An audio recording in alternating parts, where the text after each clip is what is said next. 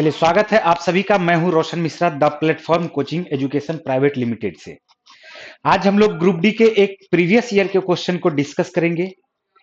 मैं आप लोगों को एक इन्फॉर्मेशन दे दूं कि हमारा जो बैच है वो स्टार्ट अब 27 तारीख से होने वाला है। 26 जनवरी के उपलक्ष्य में बहुत ही मिनिमम फीस में ये बैच को स्टार्ट किया गया है। अगर आप इंडिविजुअल मैथ भी पढ़ना चाहते हैं तो इसका भी फीस 199 का है। आपको हमारे ऐप का लिंक, द प्लेटफॉर्म कोचिंग का लिंक आपको डिस्क्रिप्शन बॉक्स में भी मिल जाएगा। ठीक है, चलिए आते हैं हम लोग क्वेश्चन देखते हैं। देखो, जो भी लोग यहाँ पर इनरोल करना चाहते हो जल्दी से इनरोल कर लो, क्योंकि फिर हमारा सीट हो जाएगा फुल, तो इनरोलमेंट हम लोग कर देंगे खत्म। चलिए आते हैं। अभी देख लो यहाँ पर क्वेश्चन क्या दिया हुआ, ध्यान से समझना, तरीका को समझना है।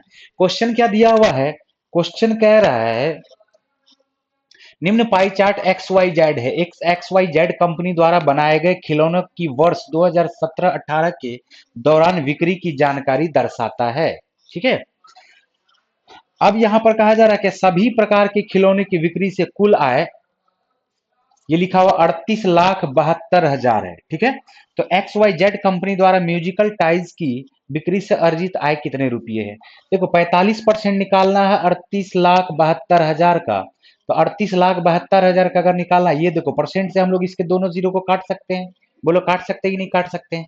तो सीधा हम लोग इसको ऐसे भी मल्टीप्लाई कर देंगे। 38 है, 38 को मल्टीप्लाई करेंगे किससे? 72 से। सॉरी, ये क्या आ जाएगा? एक सेकंड में थोड़ा सा इसको मिटा देता हूं, ध्यान से देखना। यहां पर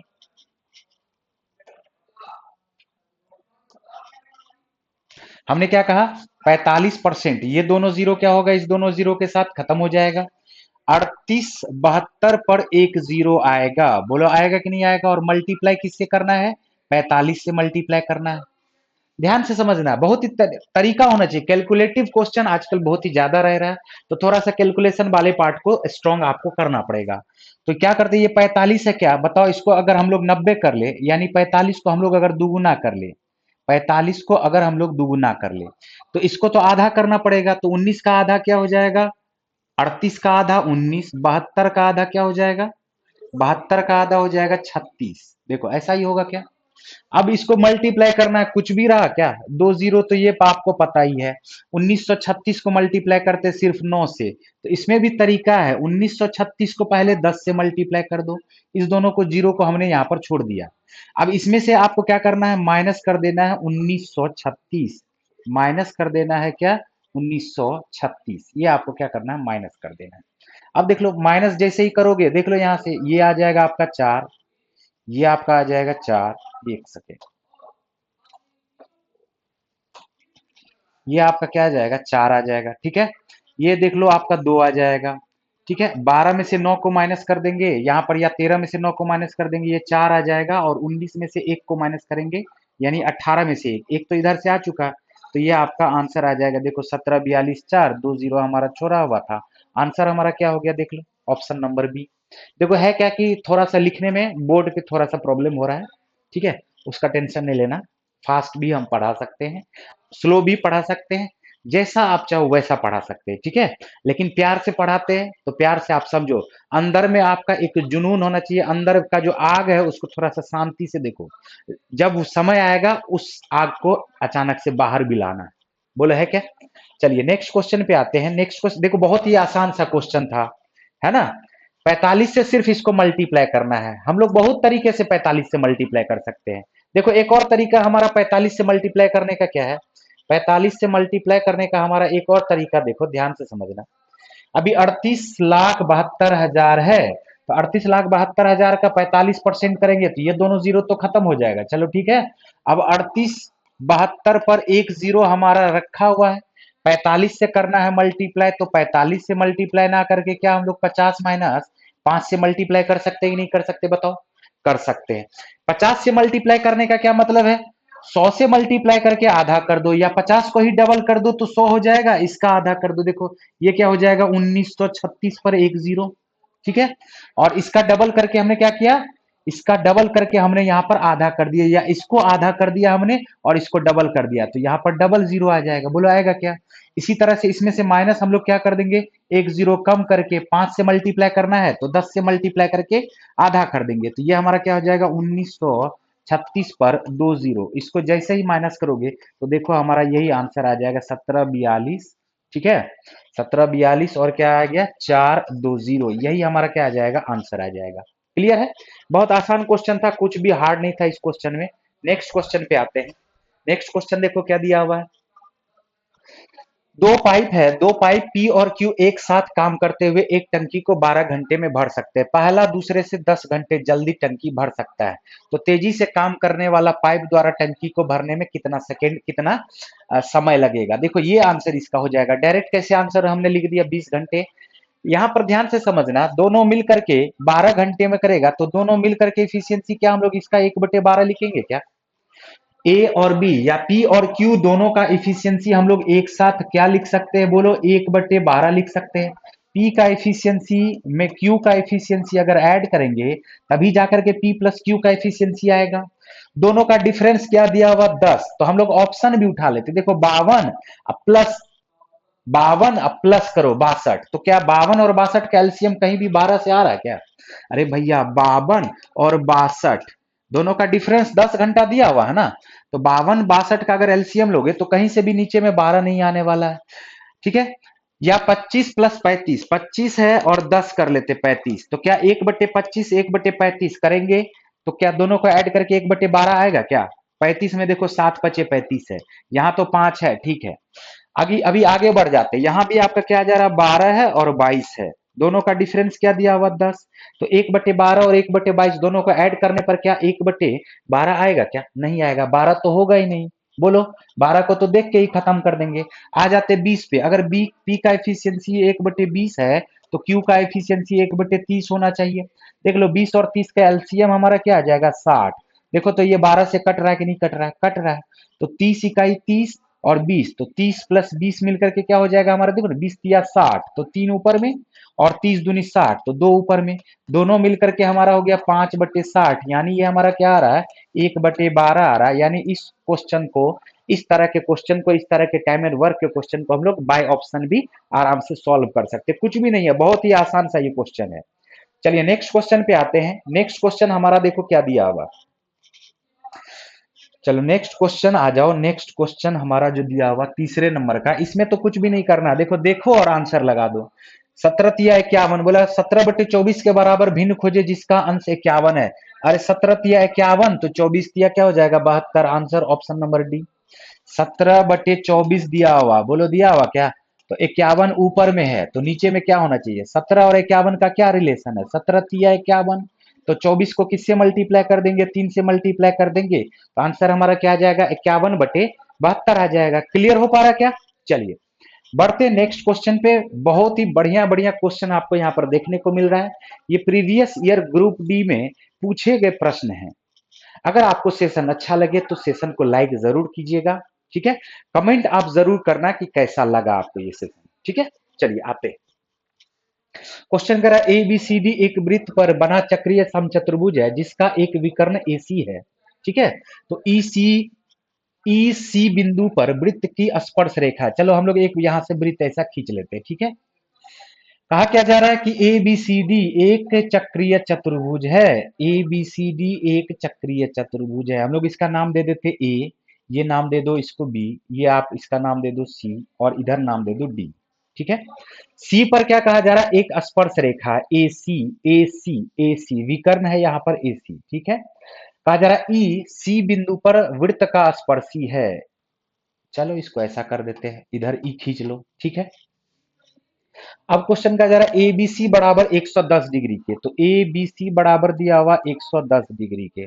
ठीक है, कोण ए सी डी बराबर दिया हुआ 40 डिग्री के, कोण ए सी डी बराबर दिया हुआ 40 डिग्री के। तो हमसे क्वेश्चन क्या पूछा जा रहा है? डी सी ई ज्ञात करे, डी सी ई ज्ञात करे, डी सी और ई ज्ञात करे। देखो ये पता करना है, तो इसमें कुछ भी नहीं है। देखो 110 है, चक्रीय चतुर्भुज के आमने सामने का जो एंगल है उस दोनों का योग हमेशा 180 डिग्री होता है। 180 में से 110 को माइनस करेंगे तो क्या ये हमारा 70 डिग्री होगा क्या? बताओ 70 डिग्री होगा। ठीक है, आपको पता है हमने पिछले क्लास में भी आपको बताया है segment, alternate segment theorem. Alternate segment theorem क्या होता है इसको समझना ध्यान से। अल्टरनेट सेगमेंट थ्योरम क्या होता है? ये अगर स्पर्श रेखा खींचा गया ठीक है। अगर ये थीटा डिग्री है, इस तरफ थीटा डिग्री है, तो इस सेगमेंट में ये थीटा डिग्री का एंगल बना रहा है, तो इसका अल्टरनेट में जो ये ट्राइंगल में एंगल बनेगा ये भी हमेशा थीटा डिग्री का होगा। या अगर ऐसा करके देख लेते हैं, देखो ध्यान से, अल्टरनेट सेगमेंट थ्योरम को अभी याद कर लो। अगर ये थीटा डिग्री है तो इसका अल्टरनेट पे कौन सा एंगल है, ये वाला एंगल है, तो ये भी हमेशा क्या होगा, थीटा डिग्री का होगा। इसका अल्टरनेट पे अगर आप देखो, इस सेगमेंट के अल्टरनेट पे ये यहाँ पर क्या 70 डिग्री है, इसका मतलब ये भी क्या होगा, 70 डिग्री। क्वेश्चन में क्या पूछा जा रहा है, डीसीई बराबर क्या होगा, तो डीसीई बराबर क्या होगा, यहां से यहां तक हो गया 70, और DCA 40 डिग्री पहले से दिया हुआ है, तो दोनों को जैसे ही ऐड करेंगे 110 डिग्री हो जाएगा, 70 प्लस 40 110 डिग्री हो जाएगा, ठीक है। DCE पूछा ना, ऑप्शन क्वेश्चन में एक बार देख लेता हूं, ठीक है।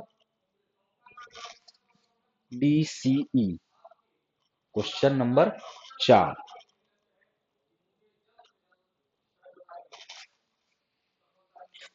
डी सी और ई, ये आपका हो जाएगा 70 डिग्री, ये हो जाएगा 70 डिग्री, ए बी सी हमारा 110 दिया हुआ है, यहाँ पर 70 डिग्री हो जाएगा, ए सी डी हमारा क्या दिया हुआ है 40 डिग्री, तो 40 प्लस 70 मिलके 110 डिग्री हो जाएगा इसका, ठीक है। चलो, ऑप्शन में थोड़ा सा मिस्टेक है, मुझे लग रहा है ये, अरे बहुत ही आसान था, तो ये क्वेश्चन है अल्टरनेट सेगमेंट थ्योरम से। एक बार मैं आपको फिर से बता दूं, ध्यान से समझने का कोशिश करना। यहाँ पर क्वेश्चन ऐसा दिया हुआ, हो सकता है कि ई आपको दूसरे तरफ भी बना हो, तो एक बार हम लोग उसको भी बना करके देख लेते हैं। ए बी सी है ये, ए बी सी और डी ऐसा खींच लेते हैं, ठीक है। अब यहां से कहा क्या रहा है कि ये ई स्पर्श रेखा है, तो ई ही सिर्फ बोला है, कुछ ऐसा बोलता तो हम लोग अलग कर लेते हैं। अगर ई को इस तरफ रखते हैं, ई तभी उस तरफ था, ई को अगर इस तरफ रखते हैं तो क्या होता है, ध्यान से समझते हैं, तो हम तो भी हमारा 110 डिग्री ही हो जाता, ठीक है। चलो हम देख लेते हैं, ये हमारा क्या हो जाएगा, ये हमारा हो जाएगा ए बी सी डी में ए बी सी बराबर है 110 डिग्री के, ए बी सी बराबर है 110 डिग्री के, A B C, A C D बराबर हमारा दिया हुआ 40 डिग्री, ठीक है। तो डी सी ई ज्ञात करना है, डी सी ई ज्ञात करना है, तो डी सी ई ज्ञात करना है, तो अगर ये 110 है तो ये आपका क्या हो जाएगा 70 डिग्री, आमने सामने का एंगल क्या हो जाता है 180 डिग्री के बराबर। अब ये 70 प्लस 40 है, तो ये आपका क्या हो जाएगा 70 प्लस 40 110, तो ये भी आपका हो जाएगा 70 डिग्री। अरे 110 में 70 ऐड करेंगे तो आएगा 180, एक 70 प्लस 40 मिलके 110 होता है, ट्रायंगल के तीनों कोनों का योग 180 डिग्री के बराबर होता है, तो 110 अगर घटा देते हैं 180 में से तो इधर आएगा 70 डिग्री, ठीक है। अब यहां से जो क्वेश्चन पूछा है इसके बारे में, तो इसका जो अल्टरनेट सेगमेंट है, इसका अल्टरनेट सेगमेंट का जो आंसर है वो हमारा आ जाएगा 70 डिग्री। चलो यही ऑप्शन में हम लोग लिख सकते हैं, ठीक है। तो ई इस तरफ था, ई उधर नहीं था, तो ऐसे भी क्वेश्चन को सॉल्व किया जा सकता है। अगर आपको ऑप्शन नहीं दिखे तो आप इसको उल्टा भी सॉल्व कर सकते हैं, क्योंकि एक ही पॉइंट हमारे पास दिया हुआ है, दोनों तरफ पॉइंट दिया हुआ रहता तो हमारा क्लियर होता, या फिगर दिया हुआ रहता तो हमारा क्लियर हो पाता। चलिए आते हैं, और उम्मीद करते हैं कि आपको ये क्लियर समझ में आ गया होगा। नेक्स्ट क्वेश्चन पे आते हैं।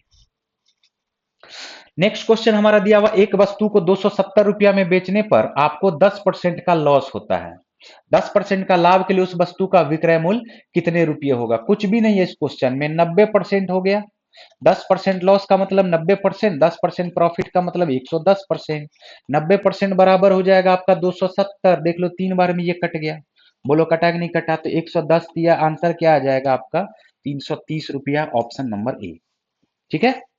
चलिए बढ़ते हैं नेक्स्ट क्वेश्चन, बहुत ही आसान आसान क्वेश्चन सब है। नेक्स्ट क्वेश्चन देखो हमारा क्या दिया हुआ, यदि एक दुकानदार एक वस्तु को 520 रुपया में बेचता है तो उसे 30% का प्रॉफिट होता है, 50% प्रॉफिट अर्जित करने के लिए उसे वस्तु को किस मूल्य पर बेचना पड़ेगा। 30, वही सेम ही क्वेश्चन है, तो 30% का प्रॉफिट का मतलब 130%, 130% बराबर किसके हो जाएगा 520 को, तो 150% बराबर हमारा यही तो निकालना है। तो ये आपका देखो ये 4 बार में कट जाएगा, तो 15 चौका 60, आपका जो आंसर आएगा वो क्या आ जाएगा, ऑप्शन नंबर डी यानी 600 रुपया। क्लियर है, उम्मीद करते हैं कि ये भी आपको समझ में आ गया होगा। चलिए नेक्स्ट क्वेश्चन पे आते हैं। नेक्स्ट क्वेश्चन जो हमारा दिया हुआ है 7वें नंबर का, देखो इसके बारे में आपको पता ही होगा कि ईडी का जो स्क्वायर है, ईडी का स्क्वायर ये बराबर क्या हो जाएगा, ईडी इंटू बीडी के, ईडी इंटू बीडी के। बोलो होता है कि नहीं होता है? ठीक है। अभी ईडी का जो स्क्वायर है, ईडी हमें निकालना, फाइंड आउट करना है। देख लो ध्यान से, वृत्त में ए बी को स्पर्श रेखा डीई से बिंदु डी पर मिलाने के लिए बढ़ाया जाता है। यदि ए बी बराबर 7 सेंटीमीटर, मतलब इतना दूर दिया हुआ 7 सेंटीमीटर, बीडी बराबर 9 सेंटीमीटर, बीडी बराबर 9 सेंटीमीटर। ठीक है। तो क्वेश्चन में कहा जा रहा है डीई की लंबाई ज्ञात करें। कुछ भी नहीं है, देखो एडी, तो एडी के लिए क्या हम लोग 9 सेंटीमीटर प्लस 7 सेंटीमीटर लिख सकते हैं, 9 7 16 सेंटीमीटर। ठीक है। चलो मैं नीचे लिख देता हूं, देखो ईडी स्क्वायर बराबर हमारा क्या हो जाएगा, एडी इंटू बीडी। ठीक है। अभी एडी हमें निकालना है, तो ये ए बी बराबर 7 दिया हुआ, बीडी बराबर 9 दिया हुआ, तो टोटल एडी बराबर हमारा हो जाएगा 16, बीडी बराबर हमारा क्या हो जाएगा 9, तो ईडी बराबर हमारा क्या हो जाएगा, उस तरफ जाएगा तो स्क्वायर रूट हो जाएगा, स्क्वायर रूट 16 गुना 9 के, तो यहां से बाहर क्या आएगा 4, 4 तिया 12 सेंटीमीटर, ऑप्शन नंबर सी। खत्म। अरे आ रहा भैया समझ में? अगर आ रहा समझ में तो कमेंट जरूर करना, अगर अच्छा लग रहा है तो सेशन जरूर शेयर करना। ठीक है। हमारा एक ग्रुप डी का बैच आ रहा है, उस ग्रुप डी के बैच में हम लोग कंप्लीट पढ़ने वाले हैं। मैथ्स होगा, रीजनिंग होगा, साइंस होगा, करंट अफेयर्स होगा, तो इतना सारा चीज आपको बहुत ही मिनिमम फीस में अवेलेबल होगा। अगर आप स्पेशली मैथ भी पढ़ना चाहते हैं तो उसके लिए भी यहाँ पर आपको फीस मिल जाएगा। आप हमारे ऐप पर जाएंगे, उसको डाउनलोड कर लेंगे और वहां से हमारा कोर्स को परचेज भी कर सकते हैं। डिस्क्रिप्शन बॉक्स में आपको हमारे ऐप का लिंक मिला होगा। ठीक है। चलिए आते हैं नेक्स्ट क्वेश्चन पे, देख लीजिए ध्यान से समझना। ये देखो इस क्वेश्चन में तो और भी कुछ दम नहीं है। क्वेश्चन क्या कहा जा रहा है, इस दोनों को मल्टीप्लाई कर दिया, इसके बराबर में ये है, तो ए बाई बी बराबर क्या होगा, तो इस बी को अगर बराबर के इस तरफ ले आओगे तो रूट ए बाई बी लिख सकते क्या, रूट बी। बोलो लिख सकते क्या? देखो ये जो रूट 25 है, 0.25 है, तो इसके बदले में हम लोग 0.5 लिख सकते हैं कि नहीं लिख सकते? तो इधर से 1.5, इधर से 1.5, खत्म हो गया। ये बराबर क्या हो जाएगा, 0.5 बटे 0.05। अगर हम लोग इसको हटा देते हैं तो ये देखो ऊपर में क्या आ जाएगा, हमारा 10 आ जाएगा। तो ए बटे बी बराबर स्क्वायर रूट ऑफ ए बटे स्क्वायर रूट ऑफ बी को हम लोग डायरेक्ट भी लिख सकते हैं, square root of A by B भी लिख सकते हैं। तो ए बटे बी बराबर हम लोग का क्या आ जाएगा, 10 का स्क्वायर, यानी आंसर हमारा क्या आ जाएगा 100, ऑप्शन नंबर डी। क्लियर है? चलिए ये तो सिंप्लीफिकेशन का क्वेश्चन था। नेक्स्ट क्वेश्चन पे आते हैं। देखो ध्यान से, क्वेश्चन फिर से एक बार दे दिया एज से रिलेटेड।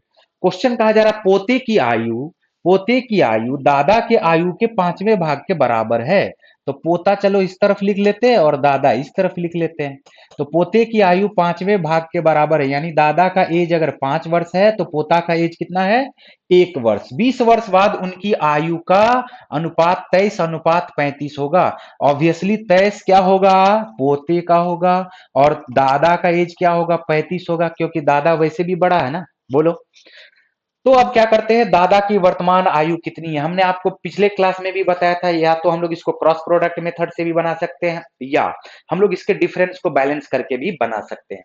तो यहाँ पर 35 और 23 का डिफरेंस क्या है, 12। 5 और 1 का डिफरेंस क्या है, 4। 5 और 1 का डिफरेंस 4, 35 23 का डिफरेंस 12। तो यहाँ पर डिफरेंस बराबर करने के लिए इसको 3 से मल्टीप्लाई कर दो। कर दिए क्या? अब ये क्या हो गया 15 और ये हो गया 35। जैसे ही बैलेंस हुआ तो देख लो ये भी बढ़ा 20 यूनिट, 3 हुआ, 3 से बढ़ के 23 हुआ, तो ये भी बढ़ा 20 यूनिट। हम लोग लिख सकते हैं 20 यूनिट बराबर किसके हो जाएगा, 20 वर्ष के। किसके हो जाएगा, 20 वर्ष के। तो 1 यूनिट बराबर हमारा हो जाएगा 1 वर्ष के। 1 यूनिट बराबर 1 वर्ष में। तो क्वेश्चन पूछा वर्तमान में दादा का आयु क्या है, तो 1 यूनिट बराबर 1 वर्ष, तो 15 यूनिट बराबर हमारा क्या हो जाएगा, 15 वर्ष। खत्म। क्रॉस प्रोडक्ट से भी क्वेश्चन को सॉल्व किया जा सकता है। चलिए नेक्स्ट क्लास में हम क्रॉस प्रोडक्ट के बारे में एक बार फिर से चर्चा करेंगे। आते हैं और नेक्स्ट क्वेश्चन देखते हैं। बोला किसी संख्या को 9 से विभाज्य होने के लिए उसके अंकों का योग 9 से विभाजित होना चाहिए। खत्म। डिविजिबिलिटी रूल पता है ना, 9 से कैसे डिवाइड किया जाता है, डिविजिबिलिटी का रूल क्या है। ठीक है। किसी भी संख्या के अंकों का योग अगर 9 से डिविजिबल हो तो पूरी की पूरी संख्या भी 9 से डिविजिबल होती है। ये सभी को पता होना चाहिए। चलिए, इस क्वेश्चन में कुछ भी दम नहीं था। नेक्स्ट क्वेश्चन पे आ जाते हैं। कहा जा रहा दी गई संख्याओं के महत्तम समावर्तक का अधिकतम मान क्या होगा? दी गई संख्याओं में सबसे छोटी संख्या। ठीक है, दी गई संख्याओं का योग ये नहीं होगा। देख लो, दी गई संख्याओं का सबसे बड़ी संख्या हो ही नहीं सकता है, दी गई संख्याओं का औसत हो ही नहीं सकता है। तो एक ही ऑप्शन हमारे पास बच रहा है, क्या है? दी गई संख्याओं में सबसे छोटी संख्या। ठीक है, चलिए नेक्स्ट क्वेश्चन पे आते हैं। नेक्स्ट क्वेश्चन देखो हमारा क्या दिया हुआ। 1 बिलियन में पानी का 320 ग्राम मात्रा में सामान्य नमक की मात्रा 43 ग्राम है। द्रव्यमान प्रतिशत द्वारा द्रव्यमान के संदर्भ में बिलियन की सांद्रता की गणना कीजिए। अरे 43 टोटल है, 43 ग्राम है। अब इस दोनों को मिला देंगे तो बिलियन का हो जाएगा। अरे 320 अब प्लस 43 दोनों को जोड़ेंगे तो टोटल मिक्सर आएगा कि नहीं आएगा? उसी में तो 43 का ये पूछ रहा है, परसेंटेज पूछ रहा है। अभी देखो 43 बटे ये हमारा क्या हो गया? 36 पॉइंट, सॉरी, ये हो जाएगा 363। अब इसमें करेंगे 100 से गुना तो फिर परसेंटेज निकालेंगे तो टाइम लगेगा कि नहीं लगेगा? बोलो। तो टाइम नहीं लगाने के लिए हम एक तरीका यहां पर यूज करते हैं। 363 अपने आप को कितना परसेंट रिप्रेजेंट करेगा? 100%। तो 36.3 बराबर हमारा क्या हो जाएगा? 10%। बोलो होगा कि नहीं होगा? तो 36.3 बराबर 10%, तो 3.63 बराबर हमारा 1% हो जाएगा। बोलो होगा कि नहीं होगा? अब हमें पता करना है 43 के बारे में। तो 36 में अगर हम लोग 3 को ऐड कर देंगे तो 36 3 हो जाएगा 39, और 39 प्लस ये देखो 30 प्लस 63 मिलके 93। अगर हम इस दोनों को ऐड करें तो 39.93, क्या ये 11% के बराबर आ रहा है क्या? बोलो।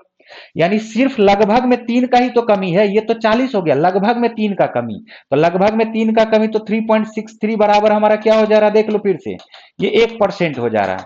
जोड़ेंगे तो टोटल हमारा 12% से थोड़ा सा नीचे वाला जो भी ऑप्शन होगा वही हमारा आंसर भी होगा। तो थोड़ा सा नीचे वाला हमारा आंसर, चूंकि परसेंटेज में पूछा है, तो हमारा जो आंसर हो जाएगा वो हो जाएगा 11.85%। क्लियर? चलिए आते हैं और नेक्स्ट क्वेश्चन को समझने का कोशिश करते हैं। देखो क्या दिया हुआ। एक ट्रेन एक कार से 25% तेज यात्रा कर सकती है। ट्रेन और कार दोनों एक ही बिंदु एक्स से एक साथ शुरू होती है। कार 100 किलोमीटर की दूरी तय करती है, एक ही समय में वाई बिंदु तक पहुंचती है। कार यात्रा के दौरान नहीं रुकी, लेकिन ट्रेन में कई स्टॉप थे और इसके चलते 25 मिनट की देरी हुई। ठीक है, अब देखो ध्यान से, जब दोनों ट्रेन का जो स्पीड है, एक का स्पीड ज्यादा है, अगर वो लगातार चलता रहता तो 100 किलोमीटर का डिस्टेंस वो पहले ही पार कर चुका होता। बोलो कर चुका होता कि नहीं कर चुका होता? लेकिन बोला दोनों चला था एक टाइम में और पहुंचा भी एक टाइम में। तो जब टाइम हो गया कांस्टेंट, दूरी तो हमारा कांस्टेंट था ही ना। तो टाइम जैसे ही हमारा कांस्टेंट हुआ, दूरी जैसे ही कांस्टेंट हुआ, तो स्पीड का इनवर्सली प्रोपोर्शनल टाइम होगा और टाइम का इनवर्सली प्रोपोर्शनल क्या होगा? स्पीड होगा। सभी को पता होना चाहिए कि डिस्टेंस बराबर हमारा होता है स्पीड इनटू टाइम। बोलो होता है कि नहीं होता? डिस्टेंस जैसे ही होगा कांस्टेंट, डिस्टेंस जैसे ही अगर होगा हमारा अपरिवर्तित, तो स्पीड का इनवर्सली प्रोपोर्शनल होगा टाइम, और टाइम का इनवर्सली प्रोपोर्शनल क्या हो जाएगा? स्पीड हो जाएगा। ठीक, देखो ध्यान से, 25% तेज है तो स्पीड हमारा दिया हुआ, किसका किसका दिया हुआ? ट्रेन एक कार से, ट्रेन एक कार से 25% तेज है। 25% का जो फ्रैक्शनल वैल्यू है वो क्या होता है? 1/4। तो कार का अगर स्पीड 4 है तो 4 से 1 बढ़ जाएगा, ट्रेन का स्पीड क्या हो जाएगा? 5 हो जाएगा। तो इसका टाइम क्या हो जाएगा? इसका इनवर्सली प्रोपोर्शनल यानी 4:5। बोलो होगा कि नहीं होगा? अब देख लो टाइम का डिफरेंस क्या आ गया। तो टाइम का डिफरेंस 1 यूनिट आया, और 1 यूनिट बराबर क्वेश्चन में कहा क्या जा रहा है? 25 मिनट। तो 1 यूनिट बराबर 25 मिनट, यानी 25/60 आवर, ऐसा बोल सकते हैं। हम लोग इसको काट भी सकते हैं, ये 5/12 घंटा हो गया। 5×5 = 25, 12×5 = 60। ठीक है, अब क्वेश्चन हमसे क्या पूछा जा रहा है? किलोमीटर प्रति आवर में ट्रेन की गति क्या है? तो ट्रेन का टाइम क्या दिया हुआ? 4 यूनिट। 1 यूनिट बराबर 5/12 आया, तो 4 यूनिट बराबर 4 गुना 5/12 आएगा। बोलो आएगा कि नहीं आएगा? तो हम लोग कर देते इसको 4×3 = 12। इसका मतलब 5/5/3 आवर लगा। अब स्पीड निकालना है, स्पीड निकालना है। तो देखो ध्यान से, स्पीड निकालना है तो हम लोग क्या कर सकते हैं? स्पीड अगर निकालना है, ठीक है कोई बात नहीं है, 100 किलोमीटर का डिस्टेंस था, 100 किलोमीटर का डिस्टेंस था। ठीक है। और इसका टाइम हमारा क्या दिया हुआ है, टाइम दिया हुआ 5/3 घंटा, तो 5/3 घंटा से ऐसे डिवाइड कर देंगे तो ये हो जाएगा 20 और 3 उलट के ऊपर चला जाएगा, आंसर क्या हो जाएगा 60 किलोमीटर प्रति घंटा। यही तो हमारा आंसर होगा। बोलो होगा कि नहीं होगा? तो ध्यान से देख लो, यहाँ पर ध्यान से देखो, इस क्वेश्चन का जो आंसर हो जाएगा, क्वेश्चन ये गायब हो गया। चलो 60 किलोमीटर प्रति घंटा, ठीक है। आते हैं नेक्स्ट, सॉरी, चलिए कोई बात नहीं है। 14 नंबर का क्वेश्चन आप देखो कि यहाँ पर क्वेश्चन क्या दिया हुआ, कहा जा रहा 25 छात्रों की एक कक्षा में छात्रों का औसत आयु 12 वर्ष है। यदि क्रमशः 11 वर्ष, 12 वर्ष और 13 वर्ष के 3 छात्रों ने कक्षा छोड़ दी तो कक्षा में छात्रों का औसत आयु क्या हो जाएगा? Answer number option number B. कैसे होगा थोड़ा सा समझते हैं। कुछ भी नहीं है, अरे 25 छात्र है, 25 छात्र का मतलब है, एवरेज का मतलब क्या दिया हुआ 12 वर्ष, तो सभी क्या होगा, सभी 25 छात्र 12 12 12 वर्ष सभी में बांट दो, तो सभी 25 25 25 होगा। अगर एवरेज का मतलब हम लोग इसको ऐसे समझ के चल सकते हैं, ठीक है। 3 छात्र क्लास छोड़ दिया, सॉरी 12 वर्ष ही है ना, 12 वर्ष, सभी सभी कितना कितना वर्ष का है, 12 12 वर्ष का, सभी क्या है 12 12 12 12 वर्ष का है, ठीक। 3 छात्र कक्षा छोड़ा, तो एक जाने वाला 11 छोड़ा, एक जाने वाला 12 छोड़ा, एक जाने वाला 13 छोड़ा। ध्यान से समझना, अरे भाई इस तीनों का एवरेज भी तो 12 ही होगा ना, तो 25 छात्रों का एवरेज 12 वर्ष है और 3 छात्र जाने वाला का भी एवरेज 12 वर्ष है, तो कोई फर्क नहीं पड़ेगा। जो बचा हुआ 22 छात्र है उसका भी एवरेज एज 12 ही रहेगा। क्वेश्चन मतलब छात्रों की औसत आयु में क्या परिवर्तन होगा? कोई परिवर्तन नहीं होगा। हमने क्या कहा, हमने क्या कहा, देखो ये इसको भी अपना अपना सबका हिस्सा 12 12 वर्ष है, तो इसको भी ले जाना चाहिए था 12 वर्ष, ले गया 11 वर्ष। इसको ले जाना चाहिए था 12 वर्ष, ये बहुत बढ़िया कर रहा है। ये इसको ले जाना चाहिए था 12 वर्ष, तो ये 1 वर्ष एक्स्ट्रा लेके गया, तो जो 1 वर्ष ये कम लेके गया वही 1 वर्ष एक्स्ट्रा लेके गया, तो एवरेज तो सबका 12 ही रह गया ना। और जैसे ही एवरेज 12 रह गया, याद रखो एक क्वेश्चन ऐसा पूछ दिया, 100 छात्रों का एवरेज एज है 25 वर्ष और उसमें से 10 छात्र जिसका एवरेज एज है 25 वर्ष निकल जाए, तो बचे हुए 90 छात्रों का एवरेज एज क्या होगा? तो आप क्या बोलोगे? 25 ही वर्ष होगा। सेम एवरेज वाला जाए और सेम एवरेज वाला ग्रुप में आए तो कोई भी फर्क नहीं पड़ेगा उसके एवरेज पे, ये बात याद रखिएगा, ठीक है। तो इसका ऑप्शन नंबर क्या हो जाएगा? बी। चलिए नेक्स्ट क्वेश्चन पे आते हैं हम लोग। कहा जा रहा 2 वर्ष पहले एक नई स्टार्टअप कंपनी को उसके पूंजी निवेश का 80% तक बड़ा घाटा हुआ। बाद के वर्षों में उसने अपना वित्तीय घाटा 2 चरणों में वसूल किया। पहले चरण में 30,000, दूसरे चरण में 80,000 वसूल किया। उसका आरंभिक पूंजी निवेश कितना था? अब इससे आसान क्वेश्चन हो ही नहीं सकता। टोटल ये 80% हुआ घाटा, और वसूल कैसे किया? ये 80,000 प्लस 30,000 2 चरण में, टोटल मिलके क्या हो जाएगा बताओ? 110,000। बोलो होगा कि नहीं होगा? क्वेश्चन हमसे पूछा जा रहा है इसका टोटल क्या था, तो 100% बराबर यही तो निकालना है। हम लोग इसको 4 समझ के चल सकते हैं, हम लोग इसको 5 समझ के चल सकते हैं। अरे 20 चौका 80, 20 पंचे 100, तो हम लोग बोल सकते हैं 4 यूनिट बराबर, देखो 110,000, तो 5 यूनिट बराबर यही तो निकालना है, ठीक है। तो हम लोग इसको ऐसे लिख सकते हैं, देखो ध्यान से, 4 से अगर इसको काटोगे तो ये आपका आ जाएगा 25, 25 गुना 1100 गुना क्या करेंगे 5, तो हम लोग 25 को पहले 5 से मल्टीप्लाई कर लेते 125। अब 125 को किससे गुना करते? 11 गुना 100 से। एक 11 से गुना करने के लिए आपको आना चाहिए, क्या तरीका है 11 से गुना करने का? ये 5 हो जाएगा, ये 5 2 7 हो जाएगा, ये 2 1 3 आ जाएगा और ये क्या आ जाएगा? 1 आ जाएगा, ठीक है। अब यहाँ पर 2 जीरो रख दो, आंसर हमारा हो गया, देखो 1375 पे 2 जीरो, 1375 पे 2 जीरो, ठीक है। तो ऑप्शन नंबर क्या हो जाएगा? बी। क्लियर? 11 से मल्टीप्लाई करने के लिए आपको आना चाहिए, कोई भी संख्या है जैसे 2 3 1 4 और इसको 11 से गुना करना है, तो कैसे करेंगे? पहले वाले को रख देंगे, फिर 4 1 5, फिर 2 2 के पेयर में ऐड करते जाओ, 3 1 4, 3 2 5 और फिर ये क्या हो जाएगा? 2, अकेला बच गया, आंसर हो गया। क्लियर? चलिए आते हैं और नेक्स्ट क्वेश्चन देखते हैं हम लोग 16 नंबर का। चलो ये सेम ही क्वेश्चन आ गया, 25 छात्र अभी तो बताए थे। 17 नंबर का भी सेम ही आ गया। चलो आ जाओ 18 नंबर का। आयत का एक क्षेत्रफल दिया हुआ 16.02 मीटर स्क्वायर। यदि आयत की लंबाई 4.5 मीटर है तो आयत की चौड़ाई ज्ञात करें। अब इससे आसान क्वेश्चन कुछ होगा क्या? तो 4.5 को लंबाई गुना चौड़ाई होता है, बोलो होता है क्या, लंबाई गुना चौड़ाई, ये बराबर किसके हो जाता है, क्षेत्रफल के, तो 16.02 आ जाएगा। अभी देखो कैलकुलेशन का इसमें थोड़ा सा कमाल हम लोग देखने वाले हैं, देखो ध्यान से, तो 16.02 बटे क्या करेंगे 4.5। अब इसका अगर दशमलव उड़ाना शुरू कर दोगे तो फालतू का टाइम होगा बर्बाद। 5 जहां दिखे कर दो डबल, 5 दिखे कर दो डबल, तो डबल करेंगे तो अपने बाप का राज थोड़ी है, ऊपर नीचे दोनों डबल करना पड़ेगा क्या। अब देखो जो 4.5 नजर आ रहा था अभी दोगुना करके ये 9 नजर आ रहा है, तो 9 से क्या हम ऊपर वाले को काट सकते हैं, देखो एक बार में ही काट सकते हैं, 9 इकाई 9, बच गया 7, 9 सत्ते 63, फिर से बच गया 7, 9 अठे 72, खत्म हो गया। देख लो यहां पर तो 3.56 मीटर, यही तो हमारा चौड़ाई होगा। देखो 8 दूनी 16, 17 दूनी 34, एक 35, तो यही हमारा आंसर आ जाएगा 3.56 मीटर। उम्मीद करते हैं कि क्वेश्चन आपको क्लियर समझ में आ गया होगा, ठीक है। चलिए नेक्स्ट क्वेश्चन पे आते हैं हम लोग।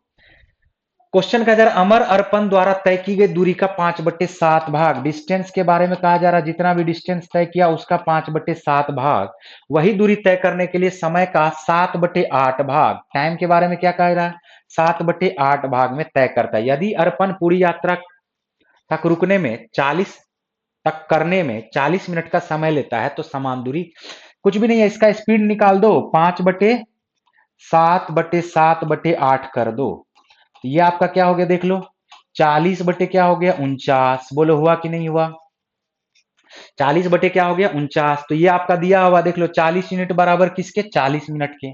स्पीड, तो 40 बराबर हम लोग क्या लिख सकते हैं 40 मिनट, तो 49 बराबर हमारा क्या हो जाएगा 49 मिनट। तो बोला कि समान दूरी तय करने में इसको कितना समय लगेगा, 49 मिनट का इसमें टाइम लगेगा। बहुत ही आसान सा ये क्वेश्चन था। चलिए आते हैं और नेक्स्ट क्वेश्चन को समझते हैं। कहा जा रहा समांतर श्रेणी 1 4 7 कितनी संख्याओं का योगफल 925 है। सभी को पता होगा एसएन का फार्मूला, तो एसएन बराबर हमारा क्या हो जाता बताओ, n/2 इंटू, ठीक है, a+2a+a-1 इंटू डी, यही होता है क्या बताओ, बोलो होता है कि नहीं होता है, ठीक है। n/2 into 2a+a-1 into D, यही तो हमारा फार्मूला होता है। अब यहां पर है क्या कि Sn तो दिया हुआ हमारा 925, n का टर्म आपको निकालना है, तो n/2 चलो इसको रहने दो, ठीक है, 9/2 रहने दो। पहला टर्म दिया हुआ 1, तो यहां पर क्या हो जाएगा 2 प्लस, अरे a के बदले में 1 रखेंगे तो 2 इकाई 2 ही होगा ना। अभी डी हमारा डिफरेंस क्या दिया हुआ सबके बीच में, देख लो 3 का डिफरेंस है, तो 3a-3। अब यहां पर है क्या, सॉरी ये क्या आ गया, यहां पर n लिखना था भाई मेरे, n, ये आ जाएगा आपका 3n, ये नहीं होगा, यहां पर क्या हो जाएगा 3n, ठीक है। अब यहां पर हो गया आपका 3n, तो ये n के जगह पे आप लोग क्या करो, ऑप्शन से चूज कर लो ना, आंसर आ जाएगा। देखो तो ये 3 माइनस हो जाएगा, तो 3n माइनस क्या हो गया 1, और इसको मल्टीप्लाई किससे करना है, n/2 से। अब इस दोनों को मल्टीप्लाई करना है और ये आना चाहिए 925, तो एक टर्म तो हमारा 5 वाला आना ही चाहिए, बोलो। तो जैसे ही 5 वाला आएगा, अगर हम लोग यहाँ पर 24 दिया, देखो 24, एक टर्म 5 वाला आएगा तभी तो मल्टीप्लाई करने पे 925 आएगा ना। तो 24 अगर रख के देखते हैं तो 24/2 ये 12 हो जाएगा, 24 दिया 72 में से 1 माइनस होगा तो 71, 71 को 12 से गुना करेंगे तो 925 कभी नहीं आएगा, पहला ऑप्शन छटा गया। दूसरा ऑप्शन पे आते हैं, 22/2 11 हो गया, 22 दिया 66 में से 1 घटाएंगे तो 65, 65 को 11 से गुना करोगे तो कभी भी 925 नहीं आएगा। 25 पे आ जाओ, 25 हो सकता है, देखो ध्यान से, 25/2, और ये क्या हो गया 25 दिया 75, 75 में से 1 को माइनस करेंगे तो ये आ जाएगा 74, 74 गुना 25 कर दो या 37 गुना 25 कर दो, तो 37 गुना 25 करोगे तो 37 गुना 25 आपका देख लो 900 क्या आ जाएगा 25 ही आ जाएगा, बोलो आएगा क्या, देख लो इसको करके एक बार कैसे आ गया 925, अरे 37 गुना 25 किए, सबका तरीका है 100 से गुना करके 1/4 कर दो, 37 गुना 25 है तो 37 को किससे गुना करो, 100 से गुना करो 1/4 कर दो, देखो कितना आसान है।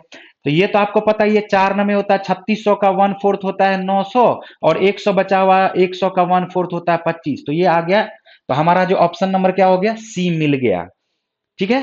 तो इस तरह का क्वेश्चन को डायरेक्ट हम लोग क्या करते हैं, ऑप्शन से भी उठा के बना लेते हैं। नेक्स्ट क्वेश्चन पे आ जाओ। नेक्स्ट क्वेश्चन कहा गया, खत्म हो गया, वाह।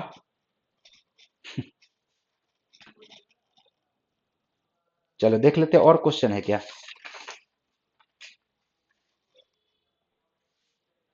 चलिए ठीक है, 20 क्वेश्चन ही था। उम्मीद करते हैं कि आज का सेशन आप सबों को के लिए अच्छा होगा। कुछ और क्वेश्चन हमारा यहाँ पर दिया हुआ है, ठीक है। जैसे एक मैं क्वेश्चन खुद से ले लेता हूं, ठीक है, समझना ध्यान से सिर्फ।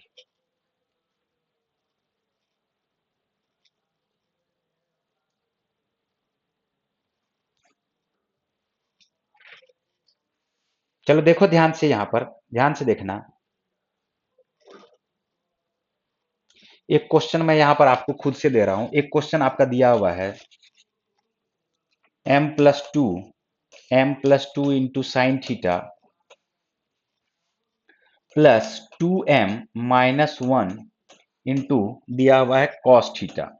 ये बराबर दिया हुआ 2m+1 के, 2m+1 के, ठीक है।